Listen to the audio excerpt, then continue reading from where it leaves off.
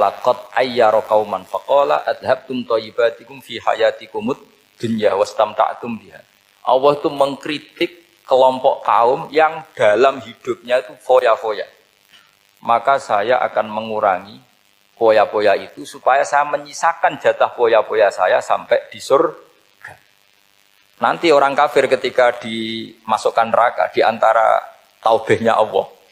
Taubeh itu ya semacam kayak disalahkan gitu. Adhabtum thayyibatikum fi hayatikumud dunya, jatah-jatah kenikmatan kamu, salah kamu habiskan di dunia. Sehingga kita harus pernah pas enak-enaknya tidur, tahajud, wiling-wilingan, ngurangi jatah. Sayyidah Aisyah itu cantik sekali, tapi sudah turu mujur di depan Nabi, Nabi tetap sholat. Kalau sampai istrinya tidak cantik saja, nggak pernah tahajud. Itu masalah besar, itu Aisyah itu kenangannya Aisyah. Saya ini kurang cantiknya. Sampai Nabi kalau sholat digoda tidur di depannya, masyhur. Wa ana muqtaridhatun, saya tidur malang di depan Nabi. Nabi kalau berdiri sikilnya aku tak dojorno, kalau Nabi mau sujud tak ingkretno. Nabi terus saja tahajud. Dan saya yakin itu sunnah, tidak ada yang niru itu. Aisyah loh, bukan yang Saudah, Aisyah. Di semua riwayat itu, kalau Saudah kan mungkin, wah pantesan Saudah kan gitu. Ini Aisyah. Terus ada cerita lagi, betapa Rasulullah memang Nabi betul. Aisyah itu istrinya paling cantik, tapi enggak sekelas ini. Rasulullah itu malam-malam keluar. Terus pikiran Aisyah, pasti ke sebagian rival saya. Doroh itu maru. Coba. Dibuntuti sama Aisyah. Nabi enggak tahu kalau dibuntuti Aisyah. Ini hadis riwayat doa masuk kuburan. Maka, jadi hadis itu ya unik. Kalau enggak di tangan ulama itu jadi kacau. Babu doa li ahlil kubur. Bab mendoakan ahli kubur itu babnya itu tentang cemburu. Walhasil karena Nabi keluar, wah ini mesti itu enggak benar ini. Paling ke Sofia atau ke ya pokoknya Zainab, pokoknya yang cantik-cantik. Ditututi sama siapa Aisyah. Nabi enggak tahu hal itu. Ternyata Nabi itu kebaki. Kebaki itu assalamualaikum daraqaumil mukminin wa inna insyaallah bikum lahikun. Jadi barokahnya cemburu, hadis itu ada rawinya. Oh, ternyata ke kuburan toh. Itu sampai pulang, jadi hadis itu diriwayatkan Aisyah. Ghirtu itu cemburu, saya ini cemburu sama Nabi. Malam-malam keluar, tak tututi juga mau kuburan. Lah, sahabatnya tanya, muridnya Aisyah, lalu baca apa? Assalamualaikum daraqaumil mukminin wa inna insyaallah bikum lahikun. Kalau sampean kan enggak, dibuntuti tok bar tenan. Mesti barbaran. Jadi ini penting saya utarakan. Jadi cobalah ulumul Quran dikaji secara baik. Insya Allah nanti maknani Quran itu mudah. Karena memang sesuatu itu harus ada ilmu. Ya sesuatu itu harus ada ilmu. Banyak ulama itu nangis karena mudah memahami rahmat Allah. Abu Yazid Al-Bustami itu jadi wali bukan karena banyak wiridannya, enggak. Dia setiap makan itu memuji begini, ya Allah, engkau itu tidak butuh saya, tapi kenapa ngasih makan saya? Kalau majikan ngasih makan karyawannya kan supaya mau kerja. Semua kebaikan manusia itu pasti ada imbalannya. Tapi engkau itu tidak butuh apa-apa, kenapa ngasih nikmat kepada manusia padahal engkau tidak butuh? Itu kan aneh betul. Kalau apapun ikhlasnya orang, kalau ngasih itu kan ada maunya. Meskipun sudah bilang ikhlas. Oh sudah, tapi kalau Allah itu tidak butuh. Misalnya ada orang nyumbang masjid ikhlas, tetap di hatinya, benak Jumatan Par, Quran yang dindi, tetap ada kepentingannya. Tapi kalau Allah, sehingga cara mensifati Allah itu luar biasa. Makanya orang jadi wali itu diantara kata Rasulullah, Inna woha la yardu anil abdi idha akalal aklah fayahmaduhu alaiha au yashrubah syarbah fayahmaduhu alaiha. Allah itu sangat ridho. Orang jadi wali itu kan diridani Allah. Allah itu sangat ridho kalau seseorang makan, kemudian dia muji Allah. Coba apa hebatnya Donald Trump, kalau nggak makan ya lemes mati. Apa hebatnya presiden seluruh dunia, kalau nggak makan ya lemes mati. Orang yang katanya paling top di dunia, itu nggak makan kangkung, nyatanya ya lemes. Hebatnya di mana? Yang kita puji-puji hebat, ternyata kalau nggak makan itu lemes. Pak Rektor nggak makan lemes, apalagi Pak Onwel nggak makan lemes. Hebatnya apa coba? Nah, terus kelihatan wa khuliqal insanu dhaifa. Makanya ketika Allah mengingatkan orang yang menyembah Isa, Allah hanya menghentikan gini, karena yakulani to'am. Isa dan ibunya itu makan. Maksudnya kalau nggak makan itu ya Kamu kebayang nggak punya Tuhan terus, Pak Tuhan jangan lemes, monggo dariin. Kayak apa malunya kita punya Tuhan kalau nggak makan apa? Lemes. Terus nanti cerita, alhamdulillah tadi Tuhan mampir sini. Tadi lemes lah tak kasih makan, bergas lagi. Kan? Makanya orang kritiknya mesti sederhana. Karena ya kula anito. Kok kamu Tuhan kan gimana? Ini kalau nggak makan itu. Tapi kita sering keliru mengatakan Presiden Amerika itu super power hebat. Hebatnya di mana seorang manusia? Kalau nggak makan ya. Ini makanya Allah ngintikan wa khuliqal insanu dhaif. Sehingga banyak para wali itu dekat Allah ketika makan. Bukan apa karena tadi makannya itu tidak kayak sampai ada makan banyak lahap segala-galanya udah gitu. Itu tidak setiap makan ya Allah betapa lemahnya saya. Yang katanya rektor, yang katanya profesor, katanya orang alim kiai, katanya pengurus NU, pengurus Muhammadiyah ternyata kalau tidak makan lemes. Kerennya di mana lemes? Sehingga terus tawadu, terus macam-macam. Jadi ini penting. Jadi Allah mengingatkan manusia itu dengan makan. Makanya Nabi Rasulullah ngendikan Allah itu sangat ridho seseorang yang setiap makan muji Allah. Tapi sekarang orang makan itu banyak yang enggak menjiwai. Karena ada aturannya sebetulnya, ngunyahnya sampai sekian kali. Ya, tapi sekarang kan sudah ada seperti itu. Makanya sekarang wali sudah enggak banyak. Pendaftarnya juga sudah ada banyak. Apalagi orang-orang intelek itu sudah agak tertarik daftar wali. Memangnya kalau sudah jadi wali dapat uang, malah repot lagi kalau itu. Tapi ini saya cerita orisinilnya ilmu Quran. Ketika Allah mengkritik Isa itu hanya, ketika dituhankan maksudnya, itu hanya dengan kalimat kana yakulan itu Isa dan ibunya sama-sama makan. Yakuluna tu'ama wa yamsyuna fil aswaq. Saya tidak pernah menugaskan para rasul kecuali mereka itu ya makan dan jalan-jalan di pasar. Saya sampai sekarang hampir tiap minggu itu jalan-jalan ke pasar sama anak. Meskipun saya di Rembang gitu gede itu tetap biasa saya jalan-jalan ke pasar. Karena apa? Kata Rasulullah Muhammad, Isa itu sampai dituhankan itu gara-gara jarang makan. Terus orang memitoskan macam-macam. Rasulullah itu kalau makan itu di depan umum, sering di luar rumah. Supaya kelihatan kalau beliau itu manusia. Jadi makannya Nabi adalah nafyun li uluhiyati. Perlu dicatat Nabi Muhammad jadi Nabi setelah dengan tanda kutip tragedi Isa dituhankan. Karena Rasulullah jadi Nabi setelah tragedi Isa dituhankan, maka sisi manusianya itu diperlihatkan. Sampai kalau makan tuh di depan umum. Tapi enggak marung di KFC, enggak ada riwayatnya itu. Di depan umum. Nah, karena kepentingannya itu sehingga makanya Nabi ini ibadah yang luar biasa karena menunjukkan sisi kemanusiaan yang akan aman, tidak akan dituhankan. Paham ya? Sama. Seperti kita misalnya kiai atau pejabat. Makan saja enggak apa-apa. Tunjukkan kalau kita manusia, kalau enggak makan lemes. Dan kalau itu terus dalam hati kita, insya Allah kita orang yang mengimani wa khuliqal insanu. Direktur gak bisa mengendalikan satu kampus, jadi kiai bisa mengendalikan umat. Pikirannya itu kayak Fir'aun. Dan di antara kesalahan Fir'aun adalah faqala ana rabbukumul a'la, bahwa saya bisa mengendalikan kalian semua. Maka dalam ilmu tasawuf yang pertama harus dihilangkan adalah sifat anania, bahwa karena saya. Tapi kalau orang mau jadi wali atau orang dekat Allah, kenapa saya sering menyebut kata wali? Sebenarnya khazanah wali itu ada di Quran. Ala inna awliya Allahi la khaufun alaihim wa lahum yahzan. Cuma orang kota senangnya bakas intelektual. Wong desa senangnya bakas wali. Akhirnya banyak orang yang enggak wali modus pura-pura wali terus nipu orang. Jadi sama-sama ada korban. Yang intelektual juga sama. Seakan-akan lebih intelek dibanding wali ini. Makanya saya supaya bahasa intelektual ya ada di Quran, maksudnya terjemahannya ada, bahasa wali juga apa? Dan kadang orang jadi wali itu melakukan hal-hal yang kecil. Yaitu merasa doif saat apa? Makan. Merasa doif saat makan. Karena tadi, paling mudah menafikan ketuhanan seseorang adalah nyatanya kalau nggak makan lemes. Paling mudah mendoifkan manusia yang katanya presiden superpower pun kalau nggak makan lemes. Apa artinya kehebatan manusia yang sehatnya bergantung nasi satu mangkok? Kerennya di mana coba? Presiden kondang bisa pengaruh seluruh dunia, jajalnya gak mangan sedino, lemes. Berarti hadar rojul lelaki ini bergantung satu mangkok nasi. Hebatnya di mana juga? Makanya ada seorang raja angkuh datang ke seorang ulama. Saya raja bisa mengendalikan dunia. Kata ulama, tanya gini. Andaikan kamu tidak bisa minum, kemudian harus bisa minum kalau orang menukarkan kerajaan kamu boleh minum, asal kamu tidak jadi raja. Apa kamu kasihkan kerajaan kamu ketika kamu harus minum dengan cara seperti itu? Misalnya di tengah belantara, kalau di Arab kan sering ada apa? Sahara itu ada padang pasir. Terus kata raja itu, ya saya milih minum. Kalau saya tidak minum mati. Mendingan tidak punya kerajaan. La tafrah bimulkin la yusawi apa?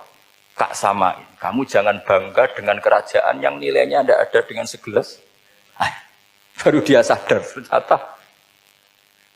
Jadi kamu jangan bangga dengan satu kerajaan yang bahkan akan kamu tukarkan dengan segelas.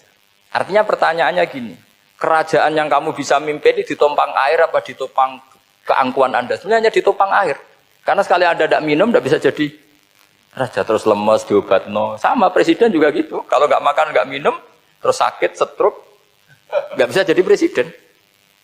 Artinya ternyata betapa manusia ini bergantung dengan sesuatu yang remeh, yaitu makan, minum, makan, minum. Nah di sini ini, kenapa Quran menyebut para nabi itu apa? Illa innahum la ya'kuluna ta'ama wa yamshuna fil aswaq. Kalau kamu tidak memahami seperti ini kan terus kayak Quran kok ngomong hanya gini kok, kayaknya kelasnya kok gitu. Cara pandang tidak seperti itu. Paham ya? Terus kula niku sangat fanatik kalian yang namanya belajar. Karena niku sing kula anggap engkang ngilangi adab, ngilangi laknat. Kula beberapa kali terdikte oleh baca. Misalnya baca sistem geologi bumi. Niku zaman wonten likuifaksi teng Palu. Itu beberapa ahli geologi tanya saya, Pak Bahak, apa ada pembenarannya dalam Quran?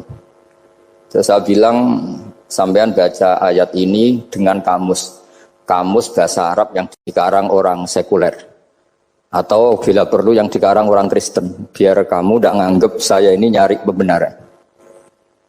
Selama ini alhamdulillah kadang kamus Munjid itu terkenalnya itu dikarang orang non muslim, tapi kadang itu ada hikmahnya. Hikmahnya adalah, tapi saya bukan berarti menganjurkan belajar Munjid, ini ada hikmahnya adalah madatul kalimah itu dimaknai secara benar menurut objektivitas ilmu. Singkat cerita tak suruh nyari makna maro yamuru mauron. Jadi Allah ngendikan teng surat Tabarok, apa kamu merasa aman? Merasa aman setiap saat man fis sama ayyakhsifa bikumul ardo fa idza hiya tamur. Allah zat yang menguasai langit setiap saat bisa saja melumerkan bumi ini. Jadi melumerkan itu ya bahasa Arabnya tamur itu. Jadi Allah sudah mengingatkan bahwa potensi bumi ini memang likuifaksi karena di bawah ada magma, ada air, ada macam-macam. Kemudian potensi bumi ini juga dihantam oleh benda-benda langit. Sehingga Allah ngendikan innallaha yumsikus samawati wal ardo an tazula wala in zalata in amsakahuma min ahadim min ba'di. Jadi setiap saat mungkin meteor itu menghantam bumi, setiap saat mungkin Mars yang menghantam bumi. Sehingga kalau kita belajarnya itu geologi atau sistem galaksi, itu ketakutan kita ya pada likuifaksi, pada meteor yang jatuh, pada apa-apa. Tapi kalau misalnya kita baca yang su'ul khotimah, ketakutan kita ya akan su'ul khotimah. Tapi terus kalau lihat berita TV corona, ya takutnya akan corona. Tapi setelah distatistikkan, misalnya belajar orang yang mati karena ngelindur, itu ya terus takut tidur, karena yang mati karena ngelindur itu juga banyak. Artinya apa? Membaca itu membentuk. Dan itu artinya belajar. Saya termasuk orang yang meskipun masih muda itu gak pati-pati mati. Ini yang membedakan saya dengan bisnis PD saya kalau masalah ngadepi mati. Karena bukan berarti saya mesti soleh, mesti husnul khotimah, ya enggak. Ada istilah mati yang menyenangkan dalam diri manusia. Yaitu Nabi ngendikan, Allahumma ahyini maka natil hayatu khairan li, wa tawaffani maka natil wafatu khairan li. Sebagian doa, Allahumma maj'alil hayata ziyadatan li fi kulli khairin wal mauta rohatan li min kulli syarrin. Jadi mati itu akhir dari maksiat saya atau akhir dari potensi maksiat saya. Sehingga kata Sohibul Hikam, kamu harus percaya diri bisa selamanya tidak maksiat lagi. Orang kan tanya, masa manusia tidak bisa maksiat lagi? Ya bisa saja kamu pas toat terus mati, berarti sudah tidak bisa maksiat. Jadi ulama itu melihat mati itu akhir dari segala maksiat atau potensi maksiat. Di sini hebatnya lagi-lagi GNU itu. Bohong fasik gendong kayak apa kalau mati saya Tonggone menang kabeh, saya dia menang kabeh. Sesuai kiai ini saya nih mun mboten saged maling, mboten saged korupsi. Oh nggih saya ini. Itu satu ilmu yang luar biasa. Meskipun ya tentu agak ngawur. Tapi itu bagus. Secara ilmu bagus karena al-maut adalah rohatun min kulli syarr. Lagi-lagi yang menyelamatkan itu illa aliman au muta'alliman. Proses belajar mengajar. Saya baca banyak tentang halal haram dalam kitab Imam Ghazali itu tak ulang berkali-kali. Saya itu dulu ya gak paham karena kitab paling susah di bab Imam Ghazali itu menurut saya kitabul halal wal haram. Termasuk bagaimana cara ngelola amwalus salatin yang terkenal korup sementara menyumbang kamu sebagai jaizah, sebagai hadiah untuk para kiai atau untuk para guru. Itu perdebatannya ulama itu macam-macam. Ada yang bilang haram karena itu potensi haram atau memang benar-benar haram. Ada yang bilang boleh karena kalau yang pakai kamu untuk kebaikan, kali dipakai mereka ruwet. Kebetulan yang partai ini lebih besar Mas Nadif. Ya alhamdulillah. Terus dikiaskan sama ghanimah. Lagi-lagi karena baca, saya itu pernah ditanya seorang dosen di Jogja, Gus saya ini muslim mulai Islam tuh rampok gitu ya, perang sudah orang kafir tuh kalah, hartanya diambil gini-gini. Ya ghanimah. Terus saya memberi analogi, kalau ada garong ke kamu, bawa senpi, bawa pedang, terus kamu mengalahkan garong itu, alat-alat itu kamu kembalikan apa kamu sita? Ya saya sita, nanti dipakai garong lagi. Ya kira-kira seperti itu. Kalau dikembalikan ke orang kafir berarti menjadi kekuatan kekafiran lagi. Dan itu harbi. Dia baru nerima. Lagi-lagi ini barokahnya baca. Makanya saya diminta sama sini, ya saya tentu faktor hormat. Karena bapak saya memang dulu ngaji sama Badullah. Mbah saya itu terkenal wali, yang bapaknya bapak. Itu kalau kesini nyifati Badullah satu. Nur sudah mondok gini itu enggak apa-apa. Pondok elek lah, kiaimu wali. Zaman itu bapak itu di kamar kursi ya masih ada kakinya. Saya dulu sering dijak ke sini sama bapak. Jadi bahasa itu terkenal wali dulu. Jadi bahasa itu tirakat terus sampai kapundhut itu poso terus. Kebetulan cucunya agak niru. Saya tidak niru itu karena itu Gus Zaki. Memang disuruh tidak niru. Kata mbak saya, kira usah tirakat. Wis tak tirakati aku. Itu. Jadi saya, Mbah Mun juga gitu. Kowe haram tirakat. Wis tak tirakati aku. Saya senang sekali. Tapi tua-tua kok mikir putu. Nah, terus nirakati putuku sopo. Jadi mulai jadi kiai betul Mas Nadif, saya ini sudah mulai mikir putu. Karena saya ini termasuk orang yang kecelok alim yang enggak banyak orang menghormati karena sudah diramal sama mbah-mbah. Di dulu mbah saya Mbah Nur Sam itu kakak saya itu SMP SMA, kakak saya yang kedua juga SMP SMA. Mbah saya itu Mbah Nur Sam itu yang nganterkan bapak ketika mondok sini itu, yang ikrar karo Badullah wali Mbah Nur Sam, ahli tirakat, ahli puasa. Itu bilang, Nur, anak sing iki aja pondok, aja sekolahno. Sumben sing ngalim ku anak sing iki. Ketika saya hampir tamat SD sama mbah saya Tuban, mbah saya Naruan juga disabdo begitu. Singkat cerita sama Mondok Sarang. Mondok Sarang pertama langsung dikenal Mbah Mun, wong anak kiai jadi langsung dikenal. Didoni macam-macam terus jadi wong alim juga ada yang ngelem. Biasa aja untuk dongane sepuh-sepuh. Ya sebenarnya saya agak kecewa ya, saya inginnya kan dianggap prestasi gitu, ternyata dianggap doanya orang-orang sepuh. Ya makanya kula niki terus iki ya rodok ya syukurlah sama Bang Mutamakin sama semuanya karena tadi kenapa saya harus cerita ini, Quran sendiri mengakui bahwa orang soleh itu diantara aturannya adalah dzurriyyatam ba'duha min ba'd. Meskipun Allah bisa bikin orang soleh dari mana saja, tapi yang legitimit itu memang dzurriyyatam ba'duha min ba'd. Dan kata dzurriyyah itu tasmalu auladal inas, kata Ibnu Hajar al-Asqalani, memasukkan turunan yang dari ibu. Meskipun tentu secara wali nikah atau secara disiplin nasab dari ibu itu tidak ngefek. Tapi dari segi fa'innal irqadassas, bahwa sistem tubuh kita itu tetap ada gen dari seorang apa? Ibu. Sehingga banyak ulama tafsir mengatakan dzurriyyah itu tasmalu auladal inas. Dzurriyyah itu memasukkan turunan dari apa? Ibu. Bapak saya itu nasabnya nasab wali. Jadi mbah-mbahnya itu suka tirakat, suka. Ibu itu nasab kiai. Jadi kalau bapak wiridan itu, kalau istiqomah itu disalahkan sama keluarga ibu. Istiqomah itu salah. Karena ijabu malam yajib, mewajibkan sesuatu yang tidak wajib. Itu masalah secara ilmiah. Mbah Mun itu sering kritik kalau ada pondok kok wajib puasa, wajib merawat itu sering kritik. Itu secara fikih bahaya. Ijabu malam yajib, mewajibkan sesuatu yang tidak wajib. Dan itu kriminal dalam bab fikih. Betul itu, sama cari di Sulam Taufik, babnya itu ngeri. Ijabu malam yajib itu tidak dihitung minal kabair, dicari sendiri itu di bab Sulam Taufik, tidak perlu saya sebut, itu parah betul malah cara menvonis Abdullah bin Husain bin Thohir di Sulam Taufik. Ijabu malam yajib. Tapi pondok-pondok yang tirakat tidak kurang dalih. Niki boten majibaken, ngelatih. Boten majibaken tapi napa? Nah, silsilah dari keluarga ibu itu suka ilmu. Sehingga Abdullah bin Mas'ud itu tiap hari itu mensweeping orang yang sering duha. Kalau ada orang duha istiqomah itu disweeping. Awas, harus seminggu sekali, nggak boleh tiap hari. Masa sholat fardu kamu saingi sholat duha? Nggak boleh, fardu tersaingi. Itu Abdullah bin masyhur, sampean cari di Al-Ghunyah. Sayyidah Aisyah kalau ada orang duha tiap hari dimarahin. Dan itu secara konstitusi ilmu benar karena Nabi Qiyamul Lail Ramadan itu hanya 4 hari yang dipandu. Lainnya itu enggak. Khasyata ayyufradu alaihim, kalau dalam sahih takut dianggap fardu. Akhirnya istiqomah itu masalah di keluarga saya yang dari ibu. Nah kebetulan kita ini suka ada istiqomah, akhirnya ya seperti ini. Tapi ini ilmu harus kita bicarakan. Tapi yang istiqomah, bapak itu pengagum Badullah. Bapak itu suka sama istiqomah karena punya guru dulu Ki Zubaidi istiqomah, Badullah istiqomah. Tapi jangan kira Badullah itu hanya istiqomah. Saya punya sanad banyak, mungkin Gus Zaki lebih tahu. Contoh Majib no fase. Tak takoki iki nopo. Empuk nak ke fase darane wong awam untuk ganjaran. Mergo macane Quran gak fase. Padahal untuk ganjaran mergo seneng Quran. Jadi terus tak takoki bapak, niku saged damel syarat mboten? Ya ora kenek, pokoke ngono. Jadi gue ngekrori.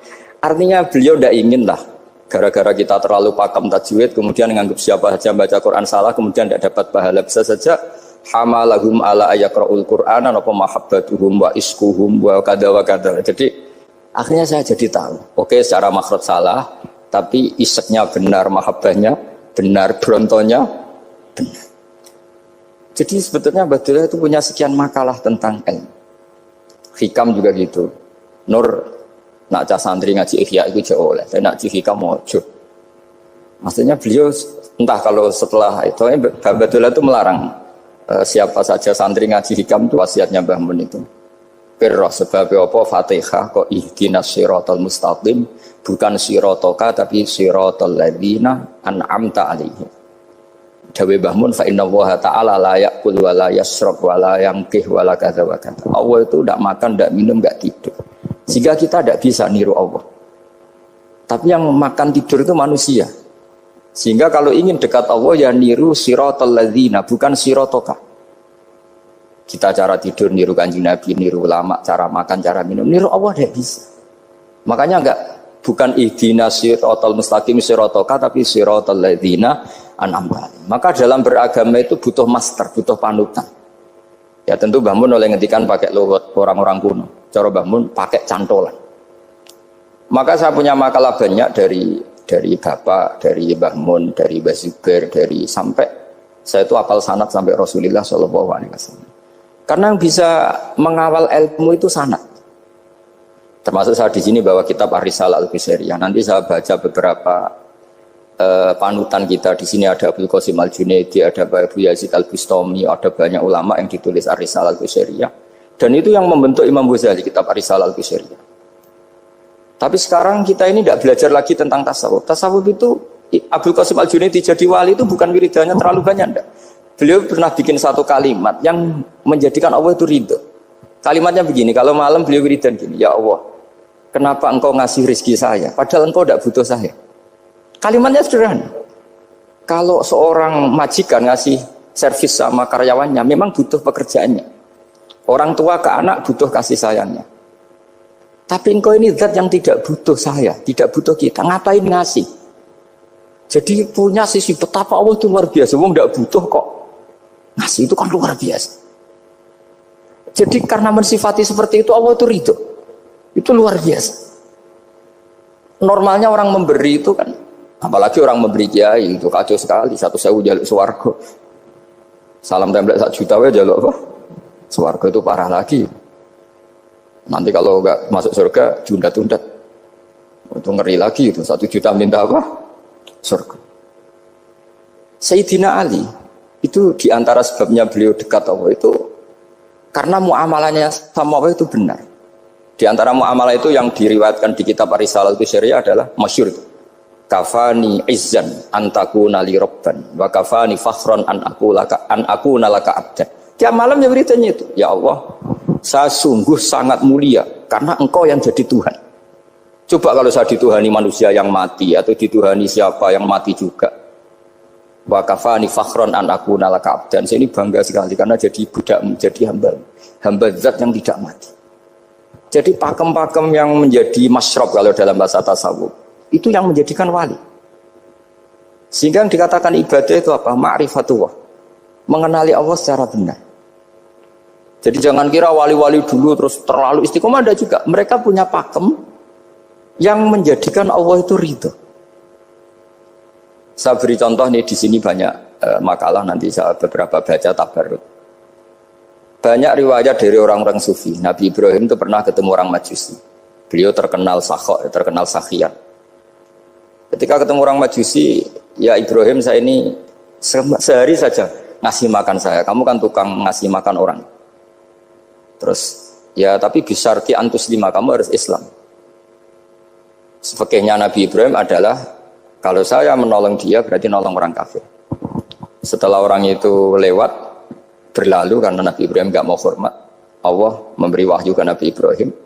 Kenapa ya Ibrahim tidak kamu terima 1 hari, kamu kasih makan 1 hari? Ya karena dia Majusi. Kata Allah, dia umurnya berapa? 60 tahun. Tanyakan, pernah kelaparan kan hanya hari ini? Iya ya Allah. 60 tahun dia kafir tak kasih makan. Minta kamu sehari aja kok gak boleh. Akhirnya Nabi Ibrahim dipanggil orang Majusi, dikejar dipanggil. Ayo tak kasih makan 1 hari. Kok kamu sekarang jadi baik? Habis ditegur Tuhan. Terus kata, ahakada yu'amiluni. Apa seperti itu Tuhanmu mengualamalai saya? Ya na'am. Akhirnya Islam orang Majusi. Jadi itu lagi-lagi ilmu. Jadi yang dikatakan ilmu itu nyuwun sewu satu teori atau kalimat atau apa saja yang menjadikan kita ini pakem. Meskipun pakem itu kadang sulit diterima orang-orang khusyuk. Orang khusyuk itu ya nyuwun sewu ada sisi nakalnya. Makanya Mbah Mun sering kayak jargon masyhur. Zada khusyuan, zada jahlan, tambah khusyuk tambah bodoh. Bukan bodoh dengan makna salah itu enggak. Memang kadang terus anti ilmu. Misalnya gini, ini contoh yang karena saya ini mengkhidmati ilmu, saya beri contoh yang urusan ilmu.